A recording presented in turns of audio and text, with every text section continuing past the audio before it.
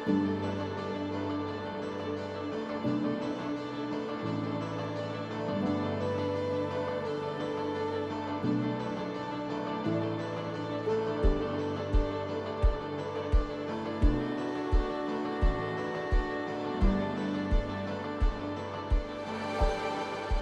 morning, my loves, welcome back.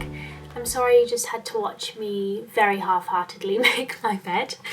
Look, we're not looking for perfection here, people. We're looking for the shape of a made bed, the concept of a made bed. Yeah, it looks crap, doesn't it? Anyway, hello, good morning. Welcome to the vlog today. It's Christmas tree decoration day, which I'm very, very excited for. Trying to think where I want to put these little clips that I've been filming this week in. I think they probably make most sense to go in now. So over the past few days I've been filming a couple little clips. Now, I know this year lots of people started decorating for Christmas early, getting a bit more in the festive mood at home. For me, this didn't manifest in decorating early. It manifested in getting the biggest Christmas tree ever. It's humongous. Yeah, I got a 10-foot Christmas tree. I don't know what was running through my mind. I think 8 foot would have probably been acceptable. We usually get a 6 foot, so I thought 8 foot wouldn't be that much different, but of course you forget about the girth of the tree. And I got a different type of tree, which is a little bit thicker and bushier as well. So it was quite the interesting experience when it arrived. So yeah, I got a Norway spruce instead of a Nordmann fir, which is kind of what you classically would get around here in the UK as your Christmas tree. Obviously it differs from country to country as well, but anyway. Nordmann firs, I've never loved the look of them compared to more bushy trees, and I think you can easily go wrong with a Nordmann fir. So I ordered this Norway spruce, which is the tree that Zach's family get, and it's so gorgeous and I love it. So they do drop their needles more and they die quicker, so yes, that's part of the reason we didn't get it early as well. So I ordered this massive tree. She's called Mariah.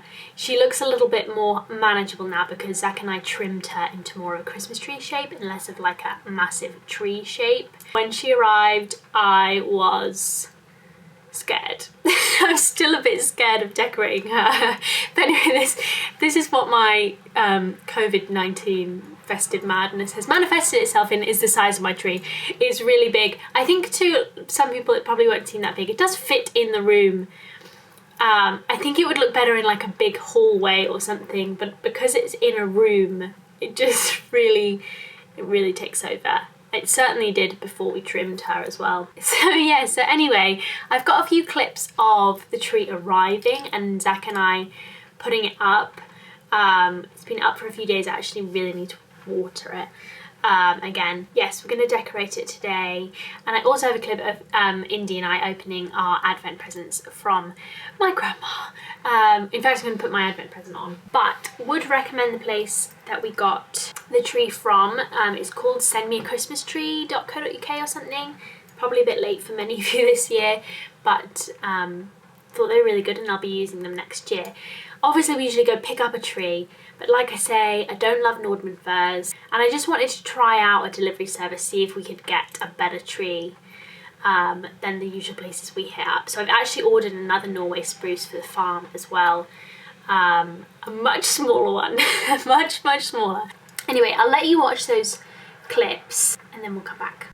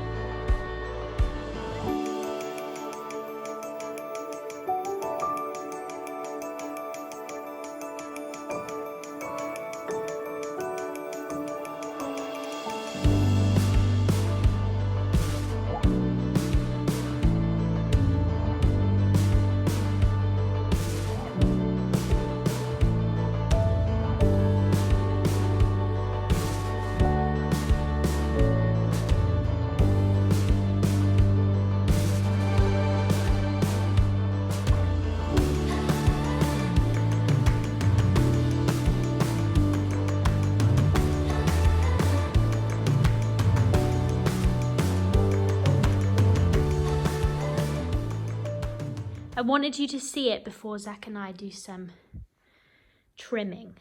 I wanted you to see it in all its glory. Before we do, we're gonna kind of trim it into more a tamer shape, shall we say. I do love the wildness and the treeness, but I think in terms of decorating her, she's called Mariah, by the way. In terms of decorating her, she needs a little bit of shaping, a little bit of taming. So that's what we're going to do today. But I just wanted to document. I mean, actually, Zach has already done some trimming on the front because a lot of these were a lot longer. But you can kind of see what it was like before over there. But yes, so here she was in all her treeness, and now she's going to be a Christmas tree. Okay, here is our final trimming status. I think she just looks a little bit more like a Christmas tree. Okay, now you're back. Let me show you my outfit, which is what I originally intended for us to do. So I know I'm vlogging today and therefore I should probably wear something a bit more, I don't know, fancy, but I just couldn't bear it, guys. I just couldn't bear it. Obviously got my little Christmas slips on, and then I've got these really nice And Other Stories trousers that they sent me. Got these in at least a size up, if not 2 sizes up. I actually think I could have done with a size up again, even from these, just to make sure they last me a bit longer in my pregnancy.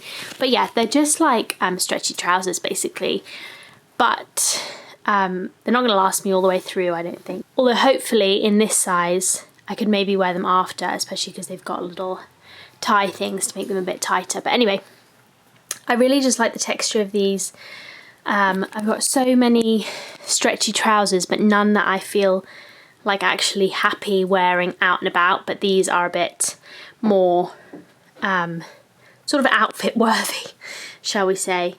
So they can be comfy or they can be outfit worthy. Obviously I didn't do a bump shot last video, and it is the morning, so it's not looking huge, to be honest, but it is there. So yes, but the bump seems to change shape and size all the time.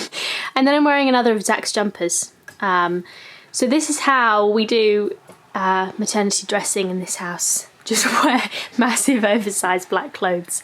I'm wearing a little t-shirt underneath as well, which I'll probably have to get out at some point because I get hot so quickly.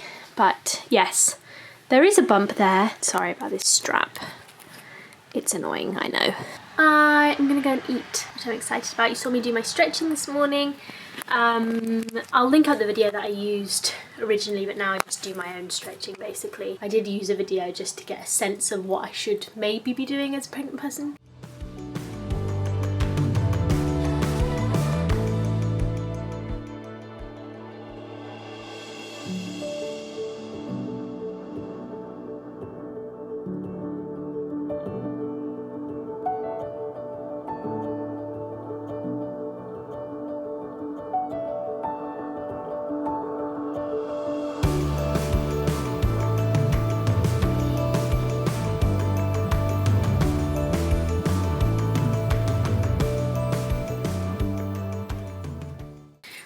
So, I've got my water bottle here.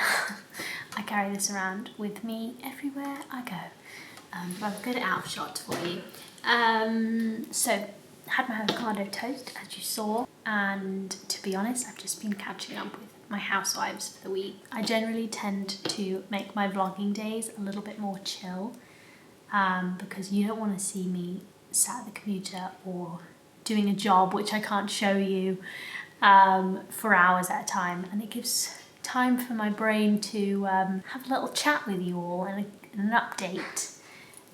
So I have been using my more chill day wisely by watching a little bit of Housewives. We're not going to decorate the tree until this evening because, why is that? Indy's at school. I'm going to need all the help I can get. And of course we always do the tree together anyway, but I'm going to need all the help I can get with this tree. Can I just say, whilst we're here having a little catch up, such a big thank you for all your lovely messages from on my announcement video, on Instagram, everywhere. It made me cry a little bit when I put everything live because everyone was being so lovely, showering me with love that I don't think I deserve. So I just want to say a really big thank you to everyone. It's so nice to share nice news and happy news. And yes, I didn't know whether to mention it in that vlog, but I was thinking about it, and then it was kind of confirmed by lots of you that lots of you started following me whilst I was at uni, or a little bit before that even. And I feel like there's lots of you who've been around for ages and it really feels like we've grown up together. And so I wondered whether that would be something that you all would kind of comment on, because I know that when I've watched someone for like 7, 8, 9, 10 years, it feels like such a big thing when they announce something so life-changing. It's good to know that you all feel the same as I do, and that we've all grown up together, and then it's nice to share a new chapter of my life with you all. And that is not to say I'm not very appreciative of anyone who is new around here as well, and also excited. We've gone through many stages together on here, and it felt very special to announce and for everyone to be so lovely. It was just so nice, and it, yes, definitely brought a little tear to my eye reading through everyone's comments and messages. So yes, thank you so much for everything. I feel very loved, and the baby feels very loved before she is even out in the world.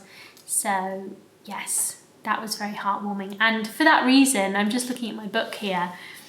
I've been rubbish on reading this week. I just haven't really felt like it, and I'm trying not to push myself to do things that I don't really feel like. It's not like I don't feel like it, because I always feel like reading, but it's more that I just don't have the concentration for it this week. And I think it's partly because obviously I put everything live, and I've just been basking in everyone's love and replying to messages and stuff. So yes, I think my concentration this week is out the window. But I'm currently reading The Dispossessed by Ursula Le Guin. I started it on the weekend, but haven't made much progress since. I am actually enjoying it as well. I was also in my last video supposed to talk to you about my December TBR, and clearly I was distracted by my own pregnancy announcement because I did not do that. So we'll do that today as well. I might go up in a minute after I've had my lunch.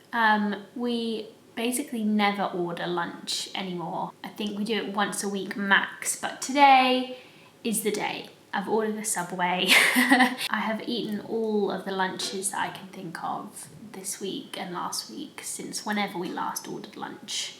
So we're having a little treat today. I think every time I vlog I also have a little treat and order myself lunch, but I promise you we don't do it more. So back in my favourite spot upstairs, I'm gonna do my December TBR for you. I'm very excited about it. I have a few books left over from November which I do plan to read. The one book that I didn't read in November that I don't plan to read in December is Gormenghast. It's haunting me, that book. It's just so big, and yeah, I feel like I want to read it January, February. So I've moved Gormenghast back a little bit. There are some big books in here, to be honest, but I just feel like I want to get through these in December rather than Gormenghast, but I will return to it in the new year. But there are any other books that were in my November TBR that I haven't read, I'm going to read. I think that reminds me, the Faust, and I need to finish Dispossessed. So I'm going to do that and hopefully get through this pile as well. I'm looking at it like, but I do tend to actually read quite a lot at Christmas. My most productive reading time is through Christmas into January, into February, for lots of reasons I think. But yeah, at Christmas I have a bit more time, or I at least allow myself even more time to sit around reading. I do give myself quite a lot of that time day to day anyway, but particularly at Christmas I give myself more time. In those days between Christmas and New Year when you're not sure what to do with yourself, I'm usually devouring books. So yes, I have a little bit more faith in myself around this time of year. But anywho, Right, let's get started, shall we, before I ramble on. Want to reread The Master and the Margarita. I have mentioned this, that's why I want to read Goethe's Faust. Very excited about it. Will not talk about it too much more, but it is a Russian book and it's partially based on Faust. It's about the devil in Moscow. Whenever I think of the word Moscow, I always want to say Moscow, just because I find it so funny when people pronounce it like that. But anyway, yes, a witch, a huge black cat. Those are the kind of characters that people this book. I'm very excited to reread it. This copy is looking a little bit worse for wear, but that's what we love.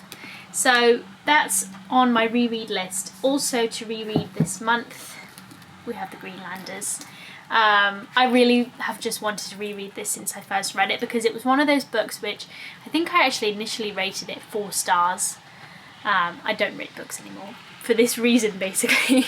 And then it just wouldn't leave my mind. Like, I just thought about it and thought about it, and then I took it up to 5 stars, and I want to reread it in the knowledge that I really like it, and that it's one of those more subtle books that sort of grows on you. And now I can reread it and like fully appreciate it, I think. So I have been desperate to reread this basically since I read it, which was October-ish last year. So it's been about a year, and I'm ready for a reread.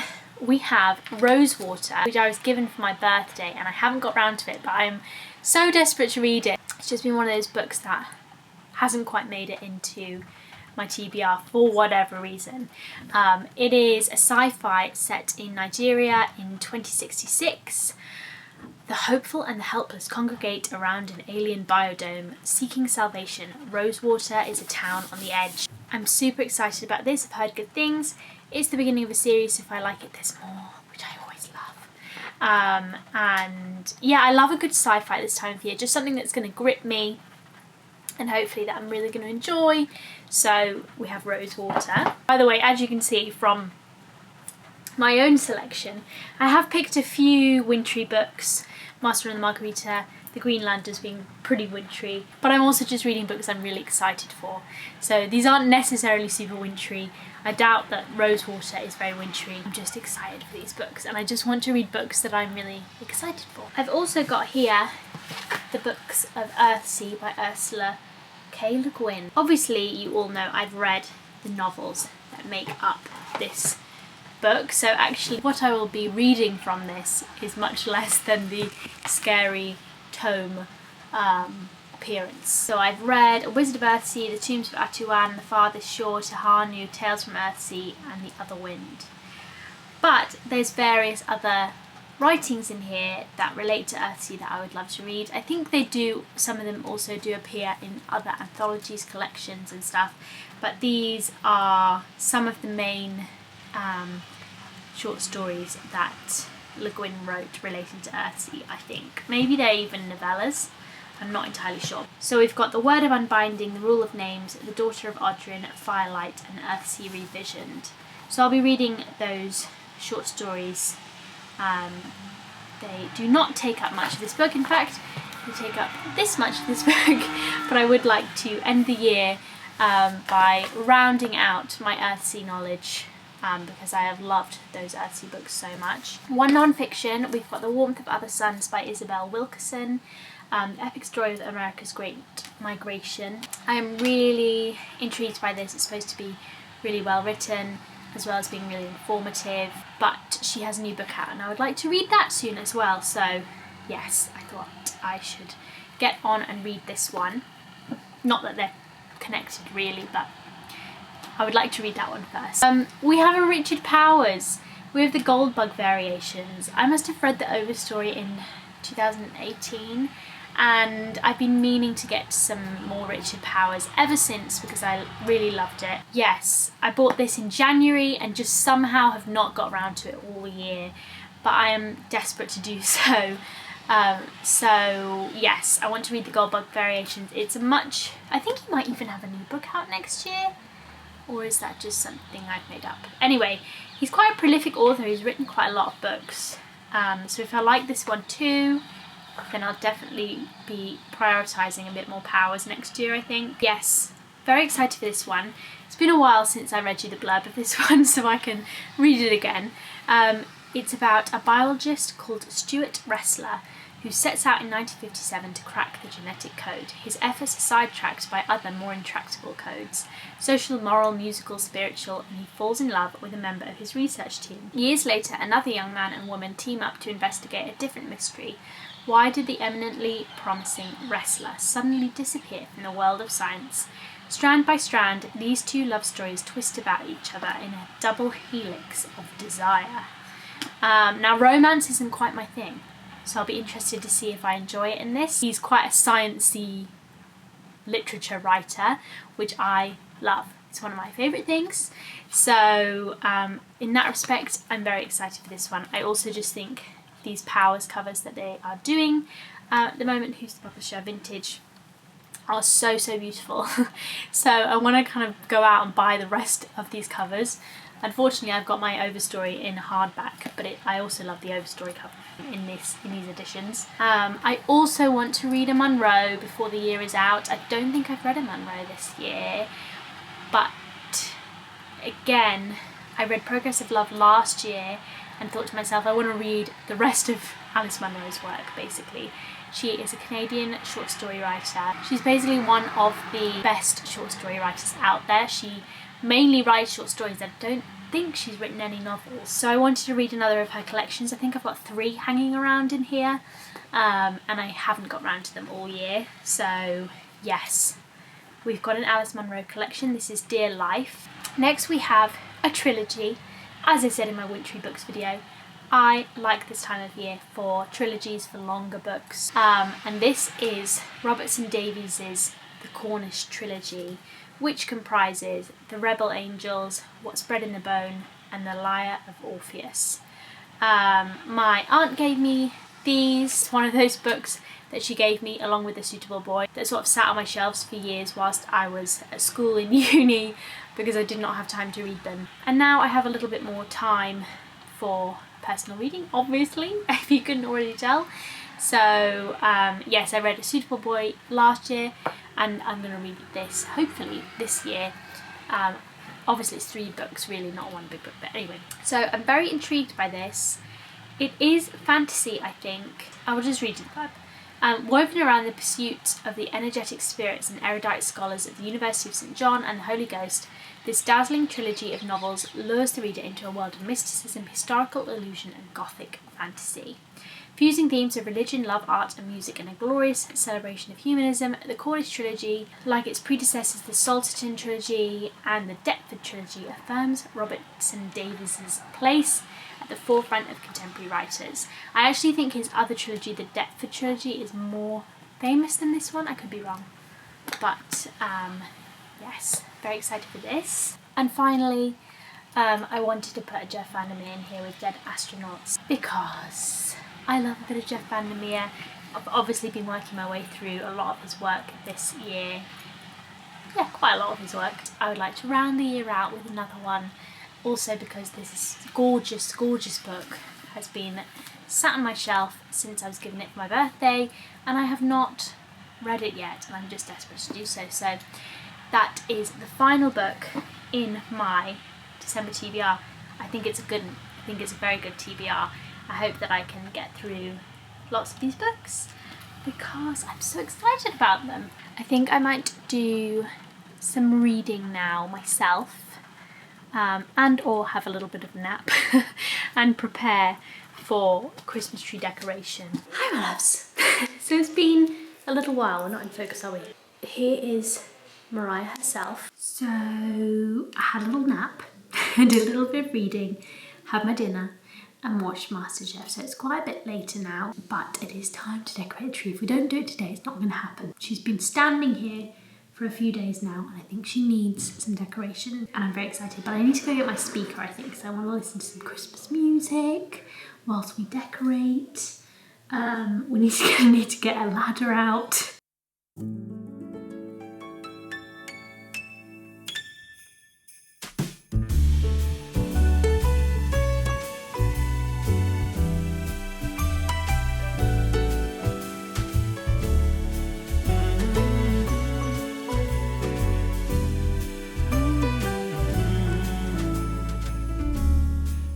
Santa, I've been good this year. Make your list and check it twice.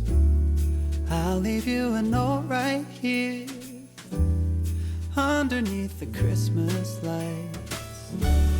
Carols and bells, none of them help. I still feel blue. I just wanna fall in love this Christmas.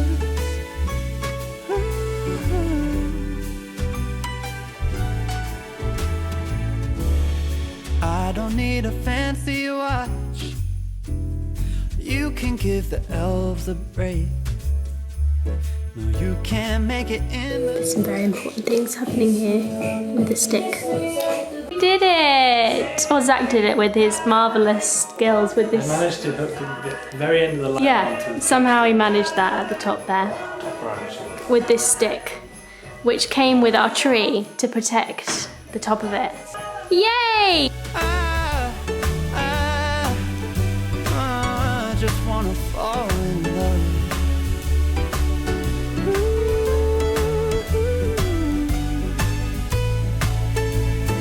Save the wrapping paper, your ribbon and bow. I don't need that extra stuff. Oh, I just wanna fall in love. Santa, I've been good. We've been using this stick. It's called Christmas stick. But unfortunately, we've managed to get something on this branch, but it doesn't look good. It really doesn't look good.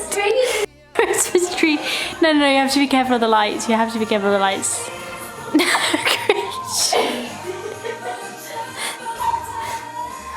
it doesn't look good.